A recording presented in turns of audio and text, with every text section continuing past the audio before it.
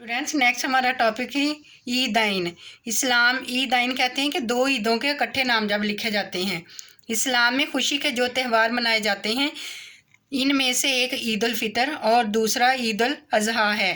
ये त्यौहार एक तरफ तो मुसलमानों को अल्लाह ताला का शुक्र अदा करने और दूसरी तरफ एक दूसरे से मेल जोल और नादार मुसलमानों की मदद का ज़रिया भी बनते हैं। ये त्यौहार मुसलमानों की इज्तिमाई ज़िंदगी का अमली मुजाहरा है। पहला कौन सा है हमारा टॉपिक? अब ईद उल फितर। कौन सी ईद है? ईद उल फितर। आप भी तो ईद मनाते हैं ना, ईद उल फितर का पता है ना आपका? हम पहले रोज़े रखते हैं, फिर हम ईद यकम शवाल को ईद मनाते हैं और खूब धूमधाम से मनाई जाती है। यही हमारा टॉपिक है ईद उल फितर। ईद उल फितर रमज़ान अल मुबारक के रोज़े मुकम्मल होने की खुशी में यकम शवाल को मनाई जाती है। ये इस्लामिक मंथ है, ये कैलेंडर के हिसाब से इस्लामी महीना है और ये दूसरा महीना नहीं, जनवरी फरवरी वाला नहीं, ये इस्लामी कैलेंडर के हिसाब से है। यकम शवाल को मनाई जाती है। अल्लाह ताला ने मुसलमानों को हुक्म दिया कि वो ईद उल फितर के मौका पर फतराना अदा करें। फतराना किसे कहते हैं कि अल्लाह ताला ने एक ख़ास हिस्सा मुकर्रर किया है कि हर फ़र्द का एक ख़ास हिस्सा मुकर्रर है। वो साल के बाद वो हिस्सा निकाला जाता है ताकि वो गरीब मुस्तहिक लोगों की मदद हो सके उस पैसों से। फतराना एक सदका और माली इमदाद है जो गरीबों और मस्कीनों को दिया जाता है। सदका फ़ितर ईद उल फितर की नमाज अदा करने से पहले अदा किया जाता है ताकि गरीब और मस्कीन लोग भी ईद की खुशियों में शामिल हो सकें। नेक्स्ट है ईद उल अज़हा। ईद उल फितर को छोटी ईद भी कहते हैं और ईद उल अज़हा यानी बड़ी ईद जिसे बकरा ईद भी कहते हैं।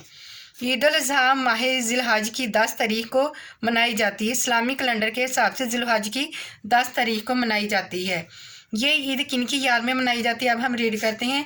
ये ईद हज़रत इब्राहीम अलैहिस्सलाम की अजीम कुर्बानी की याद में मनाई जाती है जो आप अलैहिस्सलाम ने अल्लाह ताला के हुजूर पेश की। आप अलैहिस्सलाम ने हज़रत इब्राहीम अलैहिस्सलाम ने अपने बेटे से कहा, हज़रत इस्माइल अलैहिस्सलाम उनके बेटे थे, तो उन्होंने कहा कि ए बेटे, मैंने ख्वाब में देखा है कि मैं आपको अल्लाह की राह में कुर्बान कर रहा हूँ। तो हज़रत इस्माइल अलैहिस्सलाम ने कहा था कि ए मेरे प्यारे बाप, आप इस बात का गम ना कीजिए कि मैं इस बात का गम करूँगा कि मैं अल्लाह के हुजूर कुर्बान होने जाए। मुझे सबसे ज़्यादा खुशी ये कि मेरी कुर्बानी अल्लाह के हुजूर होगी। तो उन्होंने अपनी जान की परवाह किए बगैर इस बात के लिए रज़ामंद हो गए थे कि मैं अल्लाह की राह पे कुर्बान होऊंगा। लेकिन अल्लाह ताला ने उनकी जगह जानवर भेज दिया था ताकि इंसानियत का, इस तरह इंसानों की कुर्बानी ना सिर्फ अल्लाह ताला ने हज़रत इब्राहीम अलैहिस्सलाम का जज्बा देखना था और ये उन्हीं की याद में हम कुर्बानी भी करते हैं ईद उल अज़हा के मौका पर, जो आप अलैहिस्सलाम ने अल्लाह ताला के हुजूर पेश की।